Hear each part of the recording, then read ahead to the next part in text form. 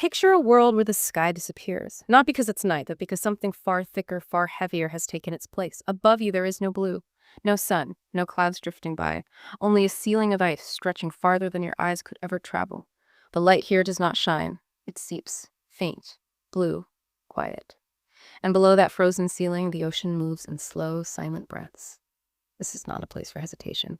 The water bites with a cold so sharp it feels alive. Every second here matters, every movement has purpose, and yet something thrives here. Not just survives, thrives. Listen closely, there it is.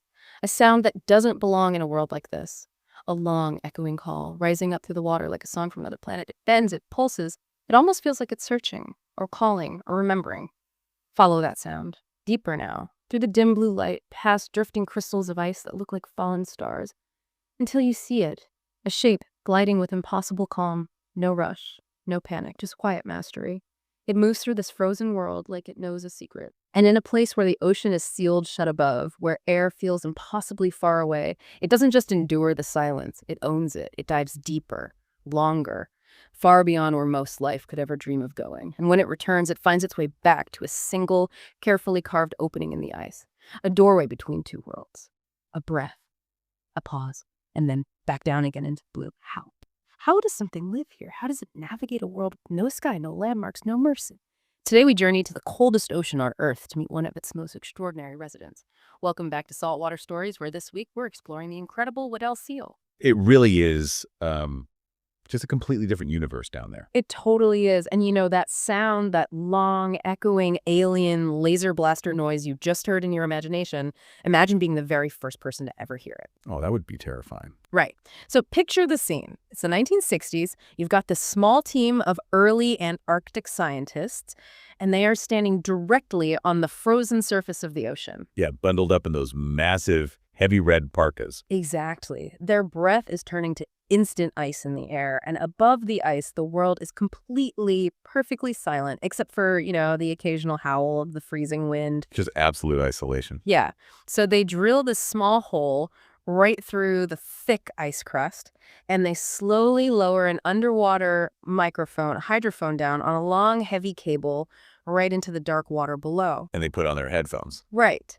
And they're probably expecting to hear, I don't know, the dull rumble of water currents. Yeah. Or maybe the creak and groan of shifting ice plates. These typical ocean noises. But instead, they are hit with a wall of sound that completely defies logic. A total shock to the system. Like, they hear what sounds exactly like a retro science fiction movie. Pew, pew, wub, wub, wub, wub. It sounded like a literal fleet of alien spaceships landing right under their snare boots. Which, I mean, if you're standing in the middle of a frozen wasteland in the 60s, that has to make your heart skip a beat. Oh, absolutely. They had absolutely no idea what they were listening to. But it wasn't an alien spaceship at all. It was the Weddell seal singing in the pitch black. It's incredible. It really is. And before we go any further into how this creature accomplishes everything we just imagined, we actually have a very special reason for telling this story today. Because yesterday, March 22nd, was International Day of the Seal. A phenomenal day to celebrate, really. It is. Yeah, International Day of the Seal is this global moment where we pause to recognize these incredible marine mammals, to understand their biology and to really focus our attention on protecting the fragile ocean homes they completely rely on. Everything we are uncovering today is entirely in honor of them. Absolutely. And to truly honor them, to understand how a living, breathing mammal survives in an environment that honestly should instantly turn it into a giant ice cube, we have to grasp the sheer extreme reality of where they live. Let's set the stage. Right. We are traveling to the very bottom of the Earth, Antarctica, and the Weddell seal actually holds a very special title down there. It is the southernmost breeding mammal on the entire planet. Nobody goes further south. Nobody. No other mammal raises its family closer to the South Pole. But, when we say the word Antarctica, it's easy to just picture a lot of white snow and penguins. So what does this environment actually feel like physically? Oh, it is a landscape that constantly tries to steal your heat. That's the best way to describe it. Steal your heat. I like that. Yeah, let's look at the atmosphere first. During the harsh Antarctic winter, the sun doesn't rise for months. It is perpetual grinding darkness, and the air temperature above the ice drops down to minus 40 degrees Celsius. Minus 40? I can't even comprehend that kind of cold. At that temperature, exposed human skin can freeze in a matter of minutes. and the wind just whips across the flat expanse with absolutely nothing to slow it down. Just a brutal, brutal place. But the Weddell seal doesn't actually live on the open land. It makes its home on a very specific type of surface called fast ice. Fast ice. Wait, meaning it moves quickly, like it's floating fast? Actually, it's the complete opposite. It's fast as in fastened. Oh, got it. Right? This is sea ice that is securely fastened or frozen tightly to the coastline or the ocean floor. It is totally locked in place. So it doesn't move at all. Exactly. It doesn't float away or drift on the currents like pack ice does. And because it is fastened to the land, it forms this massive, unbroken, solid, heavy roof stretching for miles and miles over the ocean. Okay, so you have this solid roof of ice acting like a barrier between the screaming -40-degree air and the water below. I'm guessing the water beneath that roof has to be a different temperature, otherwise it would just be solid ice all the way to the ocean floor. That is the crucial difference, yeah. Beneath that thick ceiling of fast ice, the ocean water sits at a very steady, liquid -1.9 degrees Celsius. Wait, -1.9 degrees Celsius. Hang on. Fresh water freezes at 0 degrees. How is the water still liquid if it's literally below freezing? Because it's salt water. Oh, right, the salt. Yeah, the salt lowers the freezing point of the water, so it can actually drop below zero and still remain a fluid. Now, to a human, plunging into -1.9 degree water would feel like jumping into a bath of liquid knives. Liquid knives, yeah, no thank you. It is instantly lethal to us. Right. But to the Weddell seal, compared to the deadly -40-degree air howling above the ice, that freezing water is actually a warm, incredibly stable sanctuary. A warm sanctuary that is literally below freezing. That is just wild to think about. But to live in a freezing sanctuary, you can't be built like a greyhound. You have to be built like a tank. Oh, they are massive. Yeah, an adult Weddell seal can weigh up to 600 kilograms. To give you a mental picture for everyone listening, that is heavier than a full-size grand piano. A swimming grand piano. Exactly. They are these huge, heavy barrels of muscle and fat, but they're beautiful too. They have this perfect torpedo shape for slicing through the water, a coat that is mottled with silver, gray, and black spots, and honestly, their face is completely disarming. They have a great face. They really do. They look surprisingly like a smiling cat. They have these huge, dark, soulful eyes, an explosion of long whiskers, and a jawline that naturally curves upward into a permanent, gentle smile. They do have a very gentle expression, but that cute face masks just how powerful they are. Biologically, the Weddell seal belongs to a family of marine mammals known as Phocidae. Phocidae. Right. Oh, And in marine biology, we call these the true seals. I've always wondered about that. What makes a seal a true seal? Are there fake seals walking around out there? Well, not fake, but it comes down to their evolutionary anatomy, specifically their ears and their hips. Their hips. Yeah. If you look at a sea lion or a fur seal, you will see these little visible ear flaps resting on the sides of their heads. You'll also notice they can rotate their back flippers forward, which allows them to actually walk or gallop across the beach. Oh, right. Like you see them doing tricks at marine parks, walking on their front and back flippers. Exactly. But a true seal, a phocid like the Weddell seal, has no external ear flaps at all. They just have tiny muscular holes for ears that squeeze completely shut when they go underwater. Which makes their head perfectly smooth, like a bullet. Totally streamlined. Yeah. It makes them incredibly hydrodynamic, eliminating pretty much any drag in the water. But the trade-off is their movement on land. Ah, because of the hips. Right. Because their hip structure is different, true seals cannot rotate those back flippers forward. So they can't walk. Not at all. Yeah, if you watch a video of a Weddell seal moving across the ice, it is quite a sight. They kind of move like giant, undulating, 600-kilogram caterpillars. It's a lot of effort. They just heave their heavy bellies forward, ripple their muscles, and slide on the snow. It looks exhausting and honestly, a bit clumsy. Very clumsy. But the second they slip through a hole in the ice and enter that water, all the clumsiness vanishes instantly. They become perfectly weightless, graceful acrobats. But here is the biological mystery we need to solve. Okay, let's hear it. If you or I jumped into -1.9 degree water, our muscles would cramp, our blood would pull away from our limbs, and our organs would shut down in minutes. How does a warm-blooded mammal stay warm in liquid ice without turning into a frozen grand piano? The mechanism keeping them alive is blubber. Blubber, right. But we have to completely discard the idea that blubber is just a thick layer of regular human fat. It is so much more than that. It is a highly specialized, incredibly complex biological tissue. So it's not just like a winter coat made of fat. Not at all. In a Weddell seal, This blubber layer can be several inches thick, wrapping around their entire body like a custom-made wetsuit. Mm. But what makes it an actual superpower is the intricate network of blood vessels running through it. So it's not just dead fat, it's active tissue. It has a blood supply. Highly active. When the seal slips through the ice and enters that freezing water, a physiological process called vasoconstriction immediately kicks in. Vasoconstriction. Right. The blood vessels located in the outer layers of the skin and blubber physically squeeze themselves shut.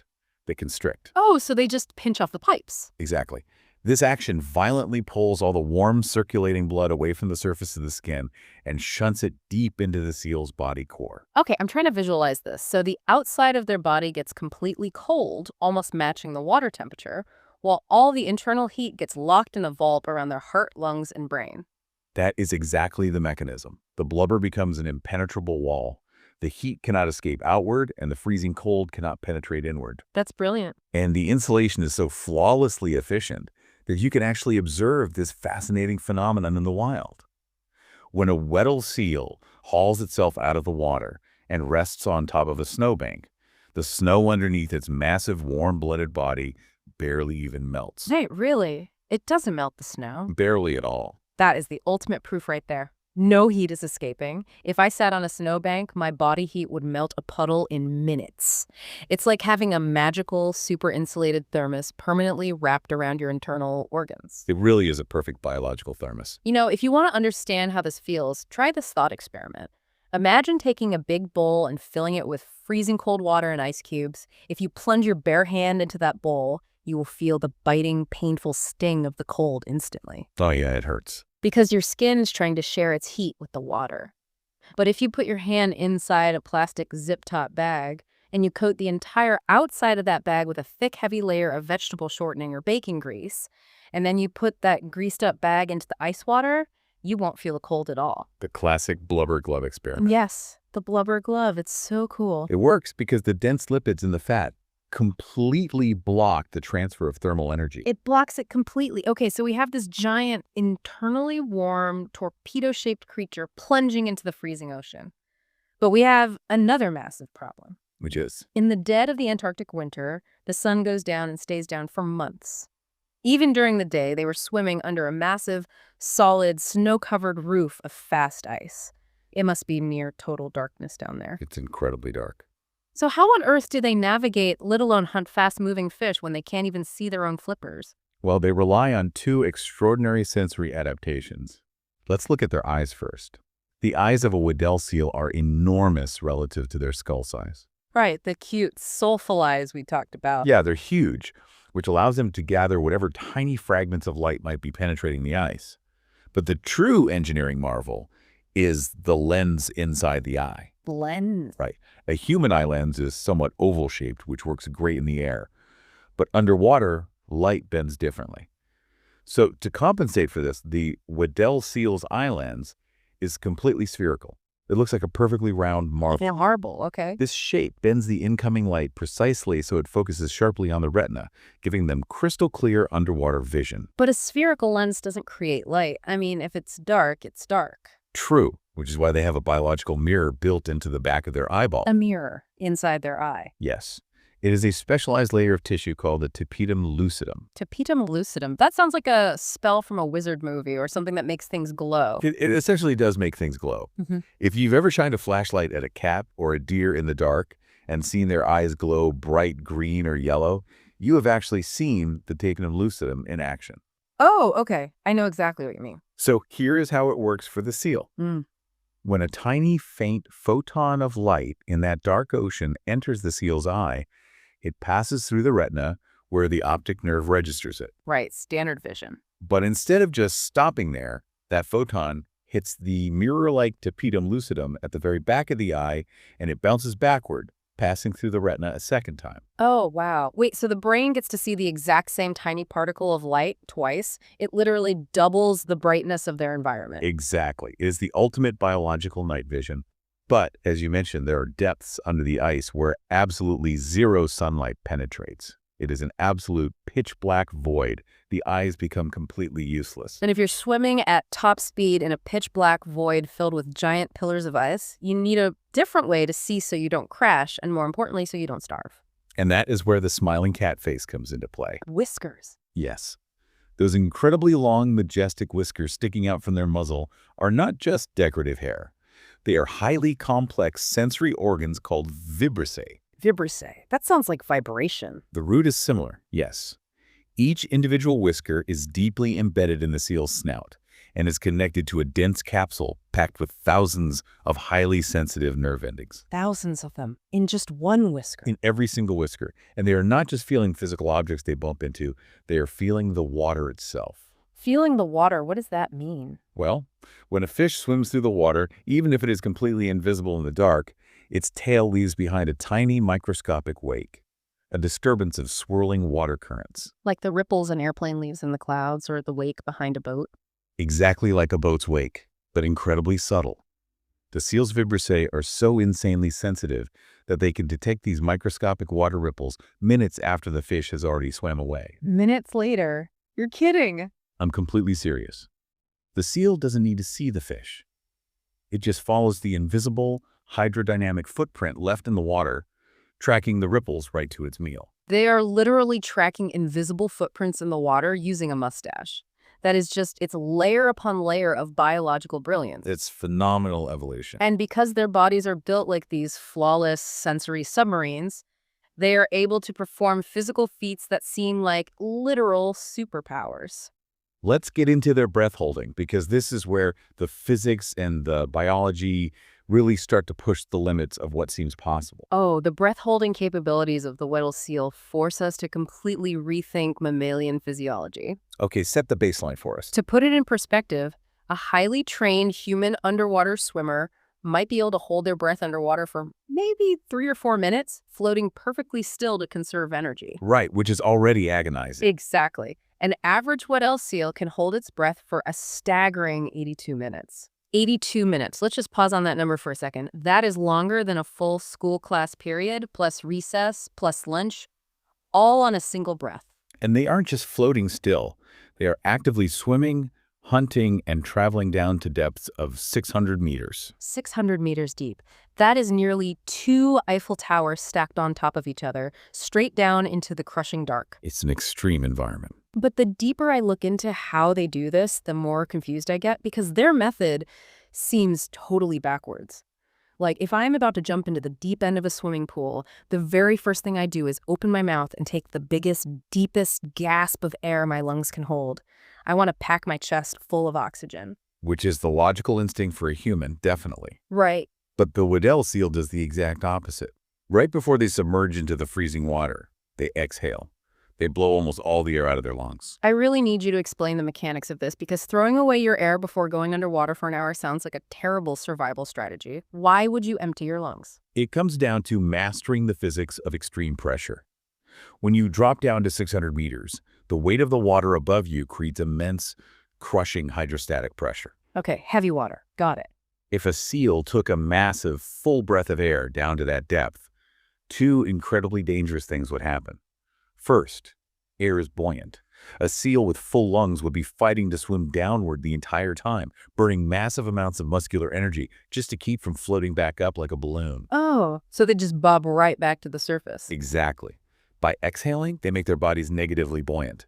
They become heavy, allowing them to glide effortlessly down into the dark without flapping their flippers and wasting energy. Okay, so exhaling makes them heavy so they sink efficiently. That makes sense. But what's the second danger? You said there were 2. The second danger is chemical, and it's deadly. The air we breathe is mostly nitrogen. Under the extreme pressure of deep water, the air trapped in the lungs compresses. The pressure physically forces that nitrogen gas across the lung tissue and dissolves it directly into the bloodstream. That doesn't sound good. It's not. If the seal stays deep, its blood becomes saturated with compressed nitrogen. When the seal eventually swims back up to the surface, the water pressure decreases. All that dissolved nitrogen gas in their blood would suddenly expand back into gas bubbles right inside their veins. Oh, that's what human divers call the bends. Decompression sickness, yes. It is incredibly painful and often fatal because those bubbles block blood flow to the heart and brain. So how do they avoid it? The Weddell seal has evolved a brilliant solution.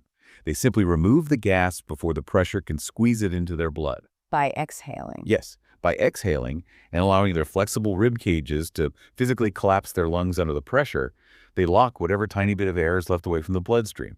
No nitrogen gets absorbed, which means no bubbles form on the way up. They completely bypass the bands. That is a phenomenal piece of engineering, but it creates a massive, glaring problem. I know where you're going with this. If they empty their lungs and their lungs are collapsed, where is the oxygen coming from? How does their brain stay conscious for 82 minutes if there is literally no air in their chest? Because they don't store the oxygen in their lungs. They store it directly in their blood. Just floating in the blood. Yep. And they have a vast amount of it. Pound for pound, a Weddell seal has roughly twice the volume of blood as a human. And their blood is incredibly thick, packed with red blood cells that are highly specialized for gripping onto oxygen molecules. Wow. But the real secret weapon, the biological magic trick, is an internal organ called the spleen. The scuba spleen. I love this part. Tell me exactly how the spleen works. So in a human, the spleen is a relatively small organ that helps filter blood and manage the immune system. In a Weddell seal, the spleen is absolutely massive. It acts as a biological reservoir. A storage tank. Exactly. While the seal is resting at the surface, breathing normally, the spleen absorbs and stores billions of extra, highly oxygenated red blood cells. It swells up like a giant red water balloon. Just waiting to be used. Right. And when the seal exhales, collapses its lungs, and begins its descent into the deep, the brain sends a signal. The spleen physically contracts. It's like it squeezes itself. It squeezes tight, acting like an internal pump, and squirts all of those extra densely oxygenated red blood cells directly into the seal's circulatory system. That is unbelievable. It's literally a built-in scuba tank. As soon as they go under, they hit a button and their body floods their veins with a hidden reserve of oxygen. It is an incredible adaptation. But even with a scuba spleen, 82 minutes is an incredibly long time to make that oxygen last. They must be rationing it somehow. You can't just burn through a tank of air if you're swimming for an hour. They ration it through an extreme physiological state called bradycardia. Bradycardia, what is that? Bradycardia refers to a dramatic, intentional slowing of the heart rate. Let's compare again. When you or I are sitting still, resting, our heart beats about 70 to 80 times every minute, pumping blood constantly to every part of our body. Right, thump, thump, thump, thump. When the Weddell seal goes into a deep, extended breath hold, its heart rate plummets. It drops from a normal rate down to just 15 beats per minute. And in extreme cases, it can drop to just 4 or 5 beats a minute. 4 beats a minute. That's Yeah. one heartbeat every 15 seconds. The heart is a muscle, and beating burns oxygen. By slowing the pump down to an absolute trawl, they save massive amounts of energy. That makes sense. But to survive with the pump moving that slowly, they have to reroute the plumbing. The seal's vascular system goes into extreme conservation mode. Blood vessels leading to the stomach, the kidneys, the digestive tract, and the skin clamp completely shut. They just turn off the blood supply. Essentially, yes. The body says digesting food and keeping the skin warm is not a priority right now. The only organs that continue to receive a steady, life-saving flow of that precious, oxygenated blood are the brain and the heart itself. It's the ultimate battery saver mode. Think about your smartphone when the battery hits 2%. The screen brightness drops to 0, the background apps freeze, the Wi-Fi turns off, and all the energy is directed just to keep the main processor from dying. That's a perfect analogy. The seal is doing that with its own blood. But hang on, I need to push back on this logic. Why? If the heart is only beating 4 times a minute, and the blood vessels to the rest of the body are clamped shut, how are the flippers working? They aren't just floating, they are actively swimming, twisting, and chasing down incredibly fast silverfish in the dark. They are very active, yes. But if you cut off the oxygen to a muscle, the muscle stops working. Try sprinting a 100-meter dash while holding your breath and tying a tourniquet around your legs. It shouldn't be possible for them to swim. It shouldn't, unless the muscle itself has its own independent power grid. Wait, what? And in the Weddell seal, it does.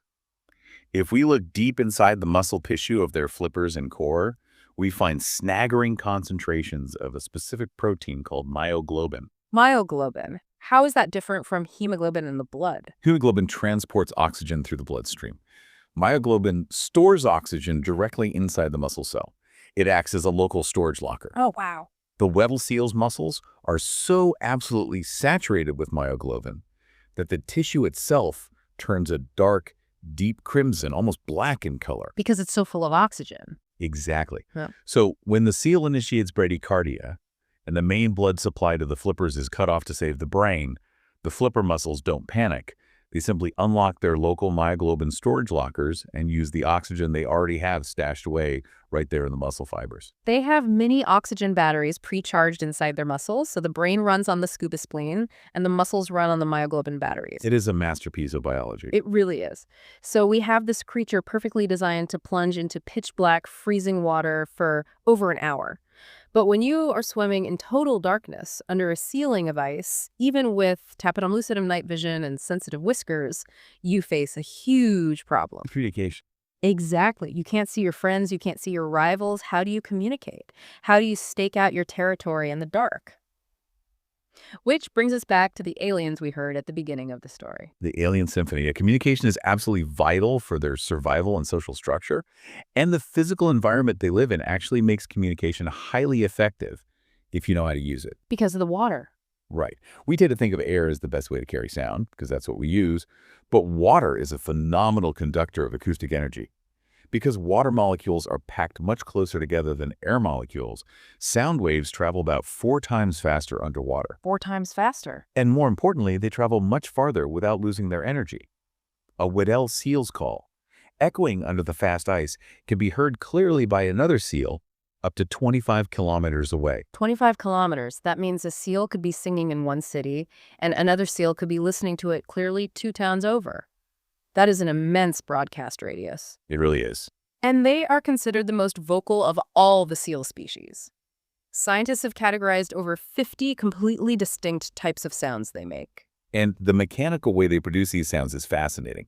If you or I want to yell underwater, we have to open our mouths, which releases a massive burst of air bubbles. Which you do not want to do if you're rationing air. Exactly. For a Weddell seal, holding its breath for 82 minutes, losing a giant bubble of air just to say hello is a fatal mistake.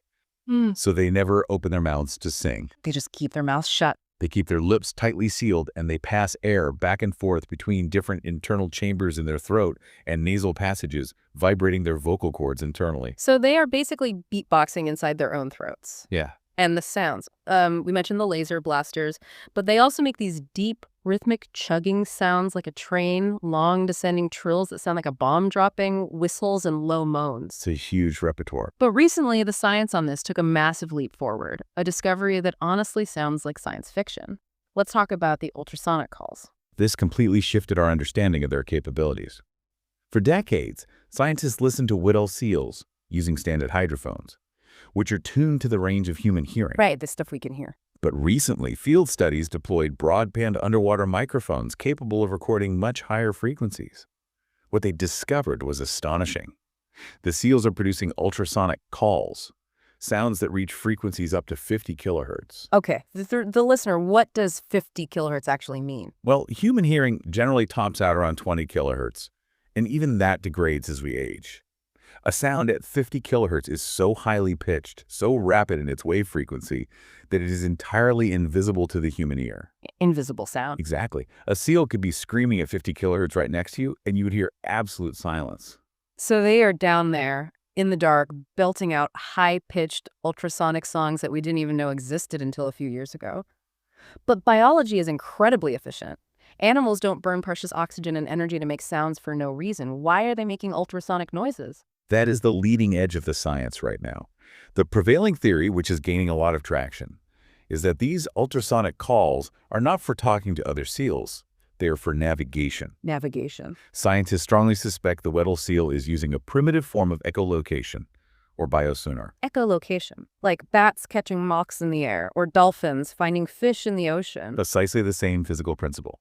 By producing these rapid, high-pitched ultrasonic clicks or chirps, the seal sends invisible sound waves traveling through the dark water ahead of it. Okay, I follow you. When those sound waves hit a physical object, a school of silverfish, a giant pillar of ice, or a breathing hole, the sound waves bounce off the object and echo back to the seal. The seal's brain is wired to instantly analyze the timing and angle of that returning echo. So they get a map. Yes. Yeah. It allows them to construct a mental, three-dimensional image of what is in front of them. They literally see their environment using sound. It's like playing an epic game of Marco Polo in a giant, frozen, pitch-black swimming pool. But instead of yelling Marco and hoping someone yells back, you are making a high-pitched alien laser sound, and the echoes returning to your ears paint a perfect map of exactly where the walls are and where the snacks are. That's a great way to put it. It is an absolute superpower. But, no matter how perfectly adapted they are, no matter how slow their heart beats, or how much oxygen is in their spleen, or how perfectly they can echolocate the ice, the biological clock always runs out. Eventually, after an hour or so, they have to breathe real air. They are mammals. They absolutely must breathe. And the fast ice above them is a solid, unbroken roof of frozen ocean. How do they get through it? This brings us to the hardest, most physically punishing, and arguably the most dangerous chore a Weddell seal has to perform. We've talked about how perfectly adapted they are for the deep ocean, but their reliance on breathing air means the ice roof above them is a paradox. A paradox how? It is their absolute greatest protector, but it is also their biggest obstacle. To survive the winter, they must have access to the air above. And to get that air, they use their face as a pickaxe. A pickaxe? Wait, literally? Yes, a Weddell seal possesses a very specific dental adaptation. Their front teeth, the upper incisors and canines, do not point straight down like ours do. How do they point? They are uniquely angled, jutting slightly forward out of their gums. When a seal is underwater and needs to breathe, it finds a crack in the ice or a spot where the ice is slightly thinner. Okay. It shoves its snout into the crack, opens its jaws, and aggressively throws its heavy head from side to side, violently biting, scraping, and sawing away the solid ice with those forward-pointing teeth to carve out a breathing hole. They are chewing through solid frozen ocean. I want everyone listening to imagine something. Imagine waking up on a freezing winter morning, walking outside, getting down on your hands and knees, and using only your front teeth to violently shovel a snowy, icy driveway just so you can leave your house. And they don't just do this once. They have to do it constantly, right? Yes. The Antarctic water is so cold that the ocean is always trying to heal the wound. As soon as the seal carves the hole, the water begins freezing it shut again. The seals must constantly patrol their breathing holes, re-chewing the edges to keep them open all winter long. And there has to be a devastating biological cost to this behavior. There absolutely is. It is a harsh reality of their existence. Over the years, this constant, violent grinding against solid ice wears their front teeth down. I can imagine. Teeth are strong, but ice is brutal. Older seals will often have teeth that are worn completely flat, right down to the gum line. Sometimes the pulp is exposed, which must be incredibly painful. I know, that sounds awful. And the tragic end result is inevitable. Once an older seal's teeth are too worn down to effectively chew through the ice, they can no longer keep their breathing holes open during the winter. They're locked out of the air. It is the primary cause of natural mortality for adult Weddell seals. That is heartbreaking. It's a brutal way to live, which begs a massive, obvious question. Why on earth do they stay there? If chewing through the fast ice is a constant, exhausting, painful chore that ultimately ruins their teeth and threatens their lives, why don't they just swim a few miles north? Why not just live in the open ocean where there is endless air and no ice roof to chew through? To understand why they endure the ice, we have to look at the broader, terrifying reality of the Antarctic food chain. Okay, tell me about the food chain. The Weddell seal is a large, powerful predator, but it is nowhere near the top of the hierarchy. If they were to swim out into the open ocean or even to the loose, floating pack ice, they would be exposing themselves to two of the most formidable, intelligent, and lethal predators on Earth. Who are they hiding from? The killer whale, or orca, and the leopard seal. And leopard seals are no joke. If you've never seen a picture of one, they look like giant aquatic dinosaurs. They are massive, highly aggressive, and have jaws that can easily crush a smaller seal. So the open ocean is basically a war zone for them. It is a gauntlet of predators. But the Weddell seal holds a trump card. Neither the killer whale nor the leopard seal has those uniquely angled front teeth. Oh, they can't chew the ice. Exactly. They cannot chew through solid ice. Because they cannot carve their own breathing holes, they are physically restricted to open water or areas with heavily broken ice. A killer whale will never risk swimming miles and miles under a solid, unbroken roof of fast ice, because if it can't find a crack to breathe, it will drown. Oh, wow. So the thick, terrifying, exhausting ice roof isn't a prison, it's a shield. It is the ultimate frozen fortress. The Weddell seal actively chooses to endure the grueling chore of chewing ice because that solid roof guarantees them a kingdom entirely free of apex predators. They use the extreme harshness of the environment to build a wall that their enemies simply cannot cross. They locked the door from the inside and threw away the key. And because they have this impenetrable predator-free fortress, the surface of the fast ice becomes the safest place in all of Antarctica, which makes it the absolute best place to raise a family. And this takes us to the springtime and the absolute fluffiest, most miraculous part of the Weddell seal's story, the pups. The transformation of the environment in the spring is remarkable. Around September and October, the long darkness finally breaks. The sun returns. The pregnant mothers, who have spent the entire winter swimming and chewing ice in the dark, haul their massive bodies out of the freezing water and onto the bright, windswept surface of the fast ice to give birth. And when these pups are born, they are instantly iconic. They do not look like the sleek, silver-spotted adults. They are born wearing this incredibly dense, super fluffy, silver-gray, woolly coat. It looks like they are wrapped in an oversized, fuzzy winter sweater. Biologists call that specialized coat lanugo. Renugo. Because the pup is born without a thick layer of internal blubber, the lanugo coat is essential for its immediate survival. It is designed to trap a thick layer of air right against the pup's skin, insulating it against the biting winds and the freezing temperatures on top of the ice. So it's a giant puffer jacket. Pretty much. But there's a massive catch.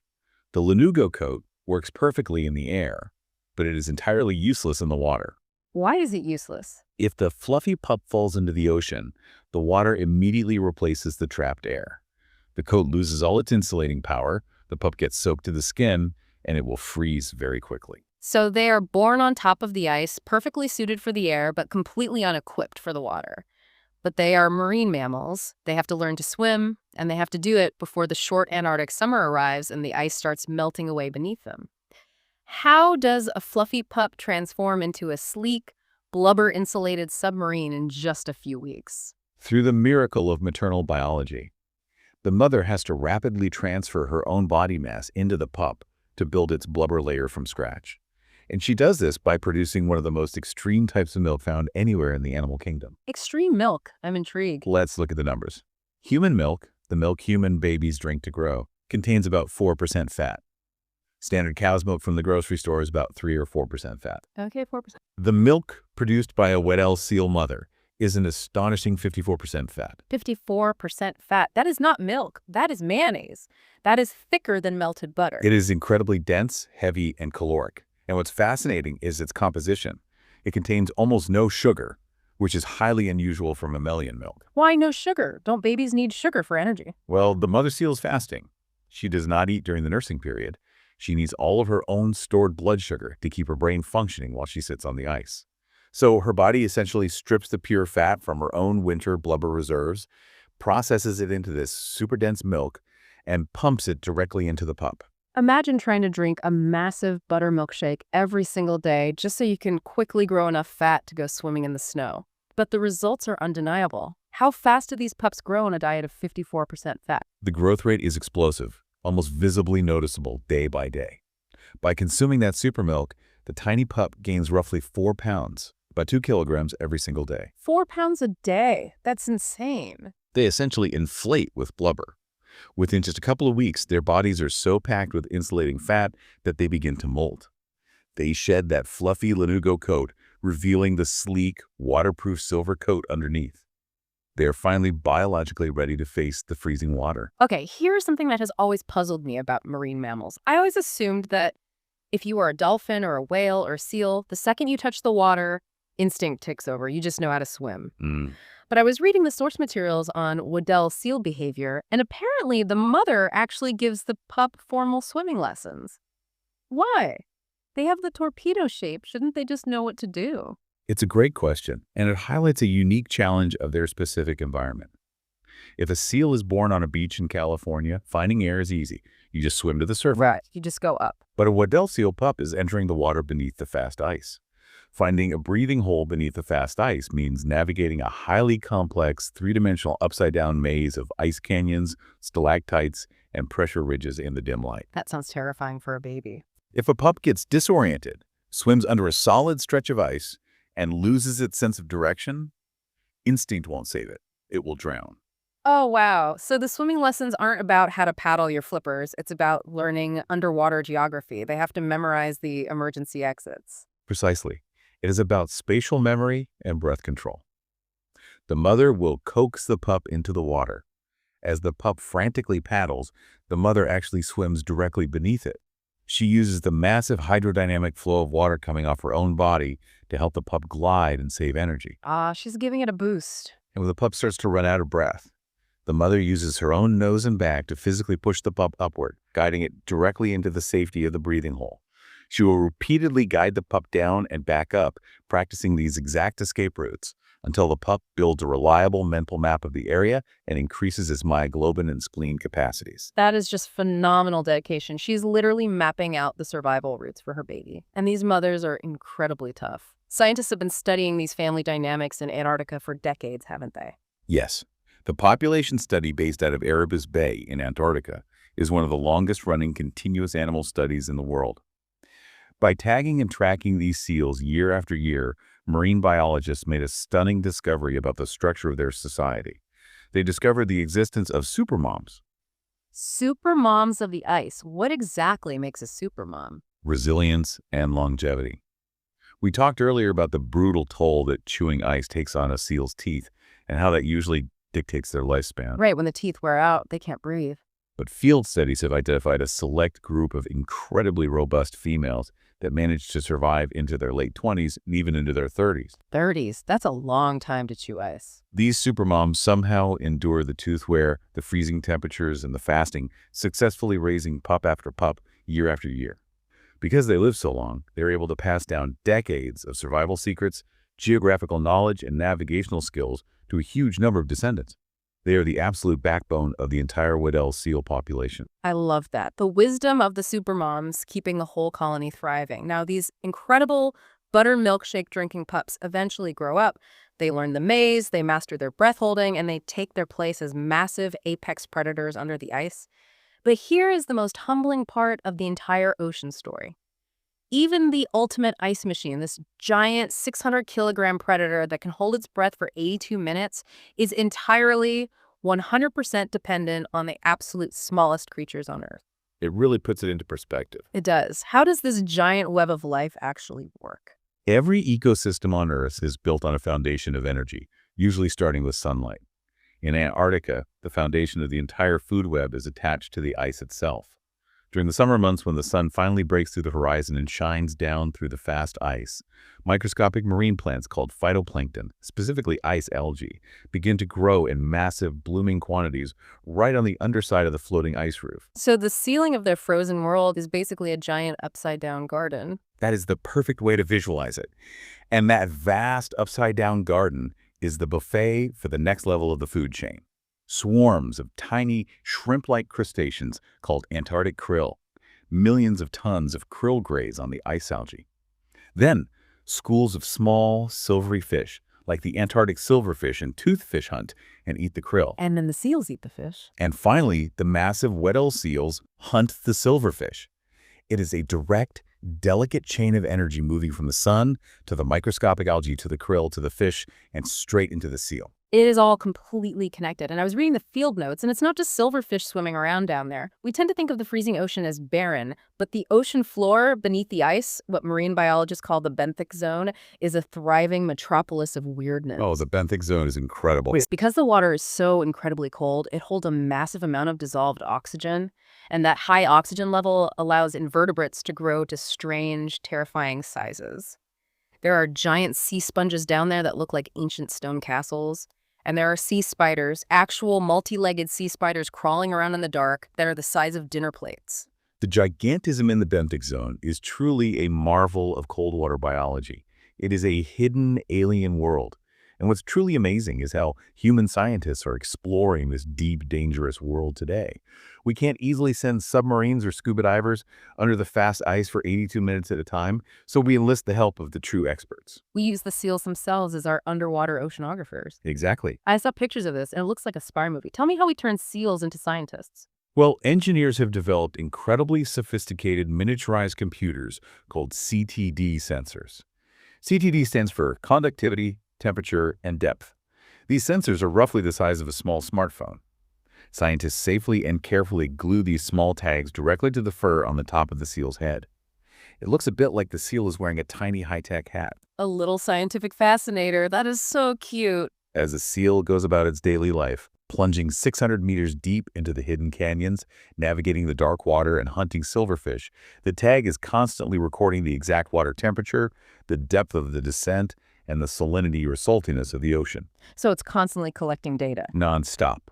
And when the seal finally swims back up to its breathing hole and pops his head out to take a breath of air, the tag connects to the sky and instantly beams all of that gathered data up to a satellite orbiting in space. That is absolute genius. The scientists can sit in a warm, dry laboratory thousands of miles away and let the seals map the most dangerous, freezing, unexplored parts of the ocean for them. And the best part is, it doesn't hurt the seal at all, does it? Not at all. It is completely non-invasive. All true seals undergo a process called molting every single summer. They naturally shed their entire top layer of fur to grow a fresh coat for the next winter. When the Weddell seal sheds its fur, the computer tag simply falls off harmlessly onto the ice. It is a brilliant cooperative way to gather critical data on how the deep ocean currents are moving and how the environment is changing. And talking about how the environment is changing brings us to a reality we have to face. For everyone listening, when we talk about a delicate food web and ice roofs and microscopic algae, we have to talk about climate change. The Earth's climate is a highly interconnected system. Everything touches everything else. It is an unavoidable conversation when analyzing polar ecosystems. As global temperatures rise due to human activity and greenhouse gas emissions, the icy, stable world of the Weddell seal is facing rapid, unprecedented changes. Remember, the fast ice. The frozen fortress. Right, the fortress that the seals absolutely require to hide from killer whales, to rest, and to give birth to their pups. If the global climate gets too warm, the dynamics of that ice change completely. It begins to freeze later in the winter season, and it melts much earlier in the spring. That sounds disastrous. If the fast ice becomes unstable and breaks apart in November, while the newborn pups are still wearing their fluffy, non-waterproof lanugo coats, before their blubber layers are fully formed, those pups might be forced into the freezing water prematurely. Without the blubber, they simply cannot survive the cold. Think of it like a massive game of Jenga. The tiny ice algae growing on the bottom of the ice are the wooden blocks at the very bottom of the tower. The fast ice is the table the whole tower is sitting on. If the world gets too warm, the table starts to shake, the ice melts too early, and those bottom algae blocks vanish. If the algae vanishes, the krill vanish. If the krill vanish, the silverfish have nothing to eat, and the entire Jenga tower, right up to our giant 600-kilogram supermoms at the top, starts to wobble and crash. That is the exact ecological reality. The Weddell seal is a master of its specific environment, but it is highly specialized. It does not have the evolutionary flexibility to just suddenly adapt to a warm, ice-free ocean. They need the cold. They need the ice. I know that can sound scary or overwhelming, but here is the most important part of our story today. We are not helpless. No. What can we do right now to keep that Jenga tower standing strong? The key is actionable hope, driven by environmental awareness. We already possess incredible tools to protect these ecosystems. Thanks in part to the data collected by our seal oceanographers, global policymakers came together and created the Ross Sea Marine Protected Area in Antarctica. A giant safe zone. Exactly. It covers hundreds of thousands of square miles of ocean where commercial fishing is strictly regulated or completely banned. This massive sanctuary ensures that the Weddell seals have plenty of silverfish and toothfish to eat without competing with giant human fishing fleets. Protection on a global scale works, but it also requires action on an individual scale, no matter how far you live from Antarctica. Yes. Every single action you take connects back to the ocean. The atmosphere is shared by everyone. Doing simple things makes a real difference. Turning off the lights and electronics when you leave a room to save the energy that powers power plants. Choosing to walk or ride a bike instead of taking a car for short trips to reduce emissions. Using less single-use plastic so it doesn't end up choking the marine food web. Every little bit helps. And honestly, just being fiercely curious. By listening to the story today, you are already helping because you now understand why this freezing, magical place matters. You can share the story of the alien laser sounds and the buttermilk shakes with your friends and spread that knowledge. Knowledge is the catalyst for preservation. By understanding the intricate mechanics of how the ocean works, from the microscopic algae to the echolocating seals, We can make informed, collective choices that help keep the Earth's climate balanced, protecting the ice that these incredible animals call home. Okay, let's all take a big, deep breath. Maybe not an 82-minute breath, just a normal human one. We have covered an astonishing amount of ground today. We journeyed to the absolute bottom of the world. We felt the biting cold of the fast ice. We met fuzzy pups drinking mayonnaise-thick milk to grow blubber instantly. We uncovered the mystery of the 50 kilohertz ultrasonic laser sounds in the pitch-black ocean. We marveled at the biology of the scuba spleen and myoglobin batteries. And we watched supermoms violently chew through solid ice to defend their frozen fortress. It is a profound testament to the adaptability of life. The Weddell seal doesn't merely survive in the harshest environment on Earth. Through millions of years of brilliant evolutionary engineering, it has completely mastered it. To everyone listening out there, a massive sincere thank you for joining us on this incredible adventure to the coldest ocean on Earth. We hope you were as amazed by the Weddell seal as we were, and we hope you feel a deeper connection to the wild, hidden corners of our planet. There are always more mysteries waiting to be understood under the ice. Here's one final thought to leave you with today. The next time you step outside on a cold winter morning, or the next time you simply take a deep, effortless breath of fresh air, think about the Weddell seal swimming in the dark beneath the ice. For them, every single breath is a hard-won victory. Every breath requires patience, incredible skill, and absolute mastery of a brutal environment.